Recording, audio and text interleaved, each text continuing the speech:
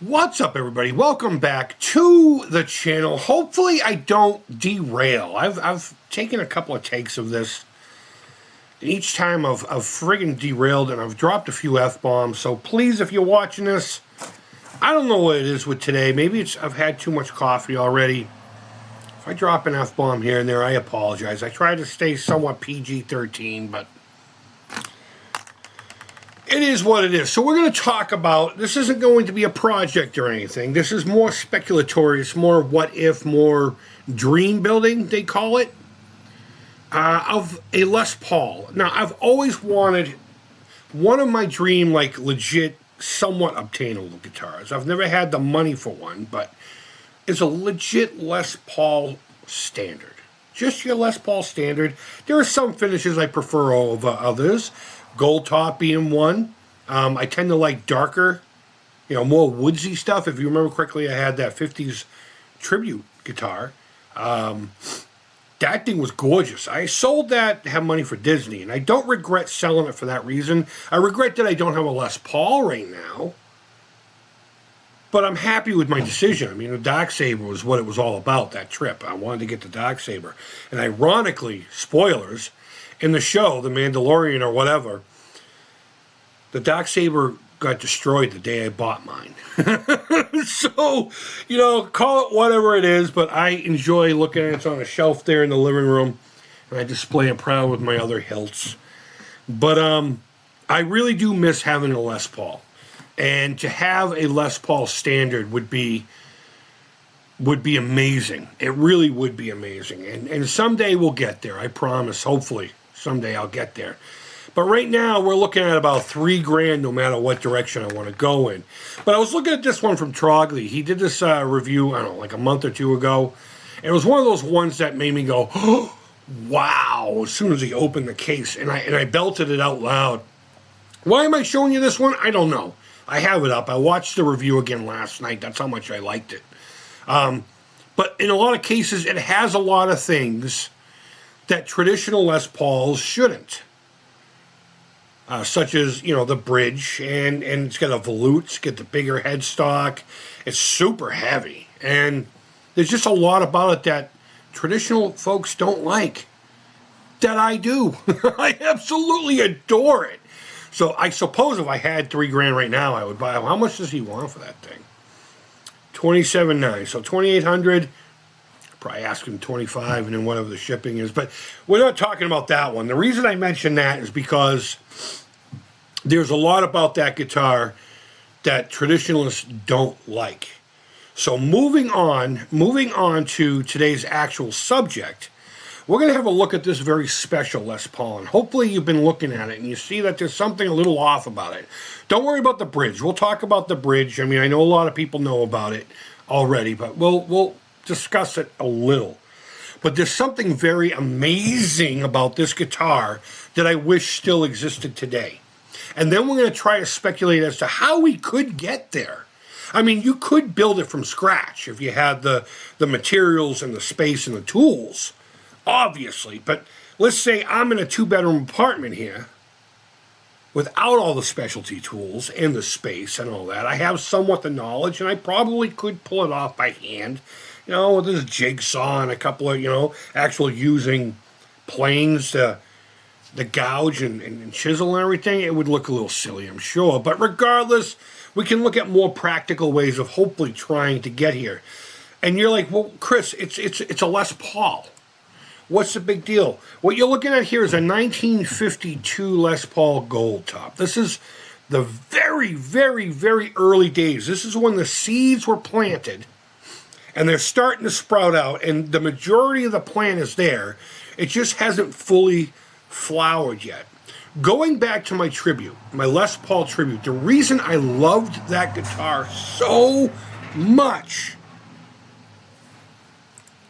is because the neck didn't have any binding. Now, if I buy a traditional Les Paul standard, it's going to have binding.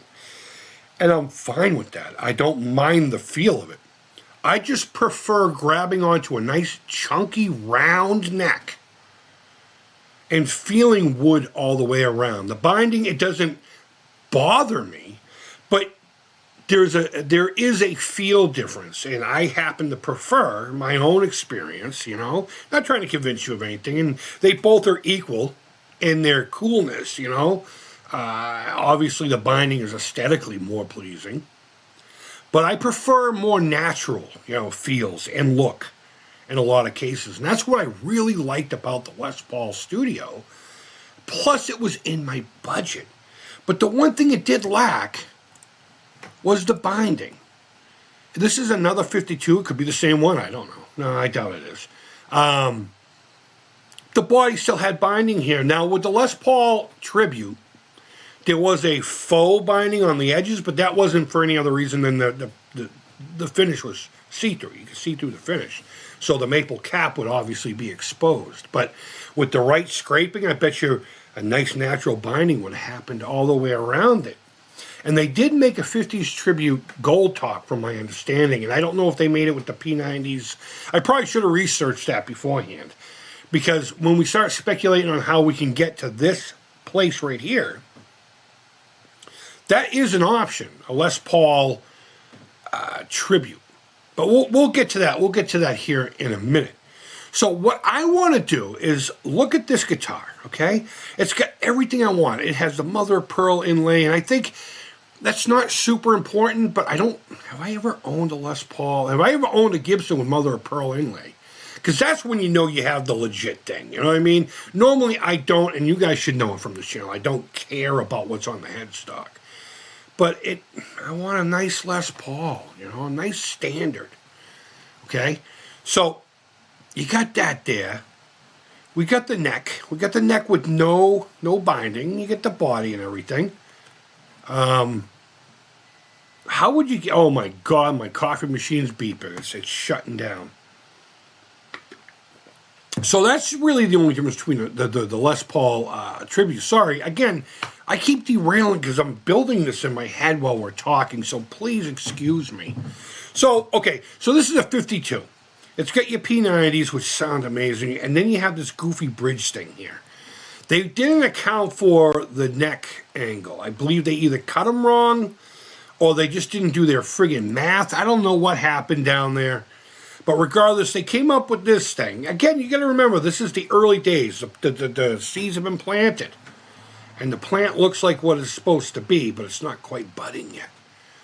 And they kind of screwed up. And you can play these. I've never played one. I've never played a 50s Les Paul with this type of bridge on it.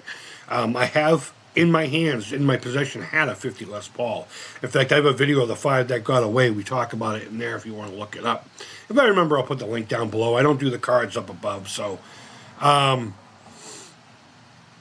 But they ended up with this weird trapeze thing that just didn't work out too well. You could strum and stuff, but you know how everyone likes to anchor their hand and you palm mute for certain subtleties? You can't do that with this bridge.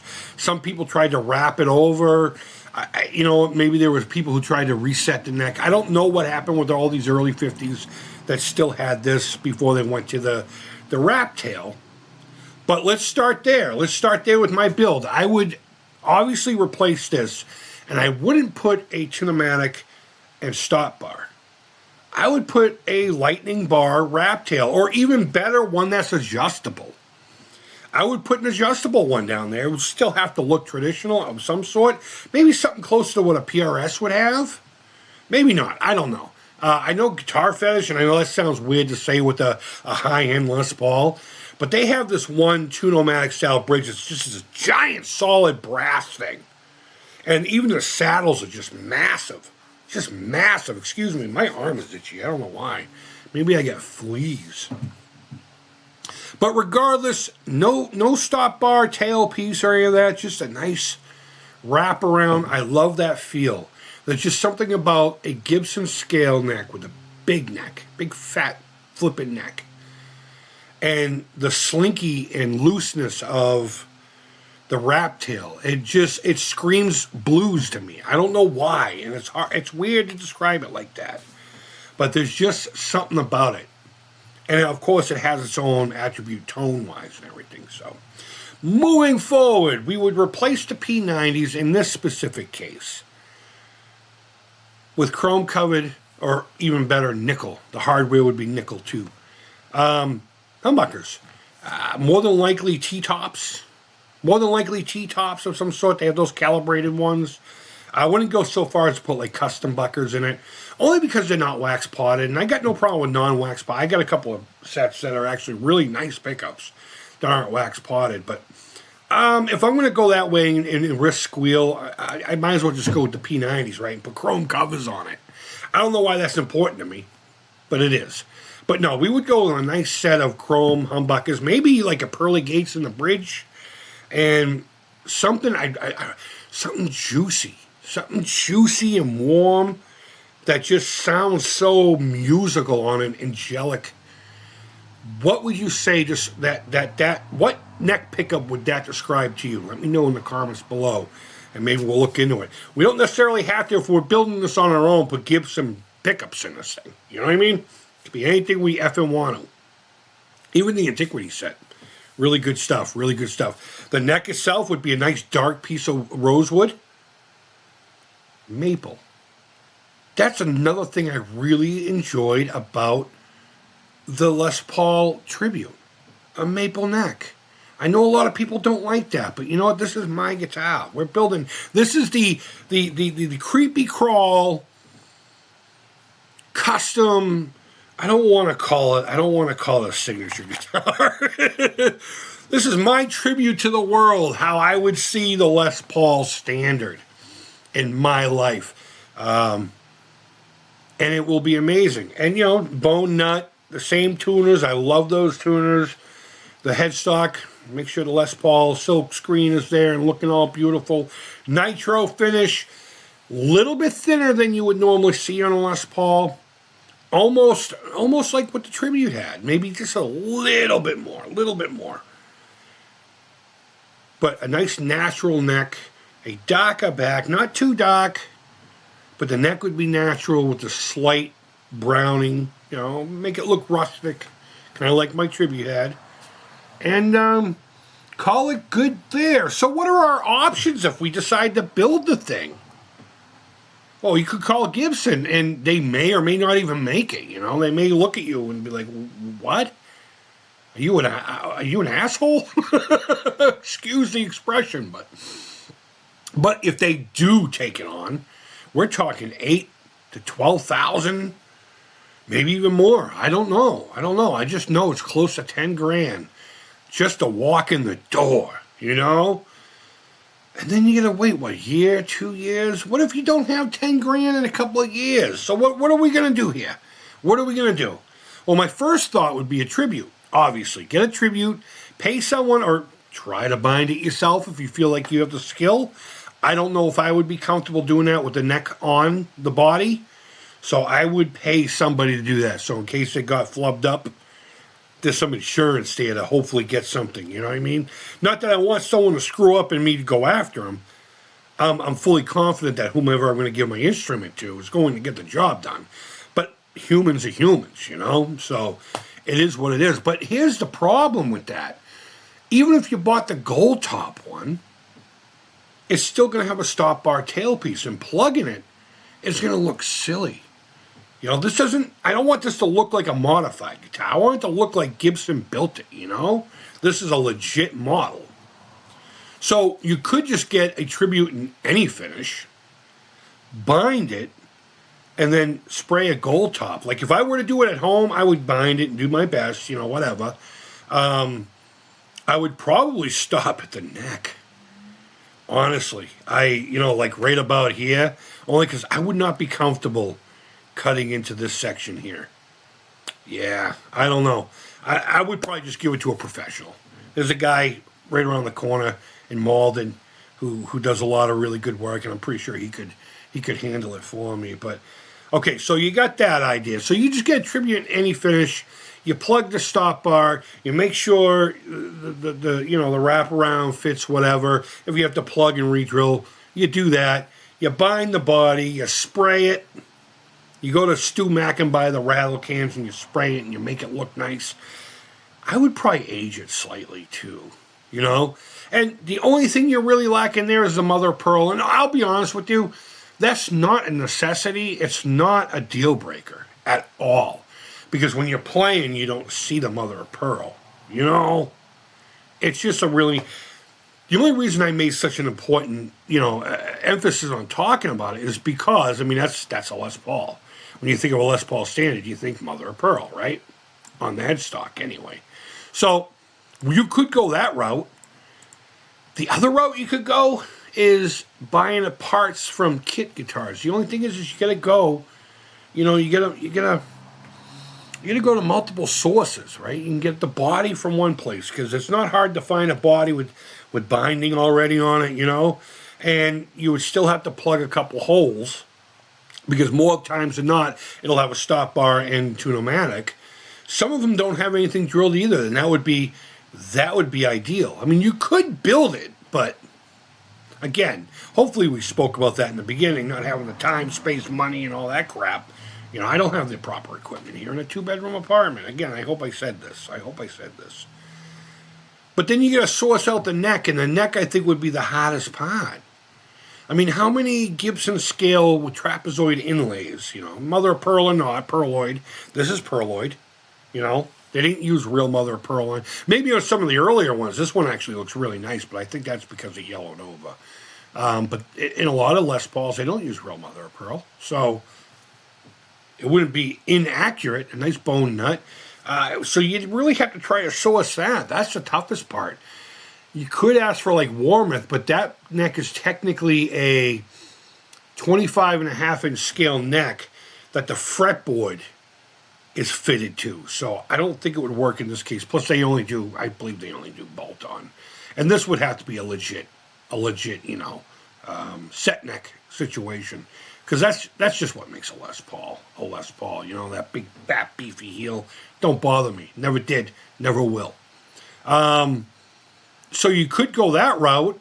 You could custom shop it. There are some kit guitar companies that you call them and say, hey, these are the specs I want. Now we're talking $500-600 for a kit guitar. And all you're getting is the wood, the husk, which is cool. Yeah. So there are a number of ways that you could go about this. So you have some homework. I want you to know, how would you build this guitar with humbuckers and a wraparound tailpiece? 50s wiring, of course, and I would put the polka chip. I would give it the polka chip. And yeah, there you go, guys. Let me know. I want to know what you think. Going back to the neck pickup, what is the juiciest, the creamiest, the most musical neck humbucker that you've ever played in a beefy guitar like this? It would have to be something comparable. Because, I mean, you put a guitar in a Strat, sounds one way, because, the wood vibrates differently. You put it in this, and it's a big block, Is what it is. But how would you go about doing this, and what neck pickups do you prefer that are described as how I said? But, guys, let me know in the comments. I hope you had fun with this. I've been stewing over this guitar picture for so long. Trogley, of course, is the one who introduced me to it. And I think he did a review of a 335 dot that didn't have binding on the neck. And that's why he was showing stuff like this. He was like, I thought it was a tribute when he first pulled it up. And it might not be this exact image, but I was like, that is interesting. So I looked into it. And I fell in love. But regardless, can you imagine? Ooh. I would even probably put black plastics on it. I don't know. That might contrast with the binding. But regardless, a Les Paul standard needs to be in my life at some point here in the next year or two, depending on how my goals work out. But I want to know how you would build this sexy beast. What direction would you go in? Or do you just think it's the dumbest idea in the world? But either way, wherever in the world you are, I hope you're doing well. Thank you always so much for watching. Thumbs up, thumbs down. It's all positive to me. Should be a link down below. You can donate to the Alzheimer's Association. Money goes directly to them. I don't see a dime of it. The walk is what? This weekend? Next weekend? I can't remember. I think it's the weekend after next. Either way, it's coming up quick. We did break that $1,000 threshold. Let's get to that $2,500 before the end of the year. So whatever you can, please donate down below. And until next time, take care, keep it real, keep dreaming, guys, keep dreaming. Create the tools that create. There's no better harmony. Besides, my lord. Guys, thank you so much. Until next time, take care. Keep it real. And bye-bye.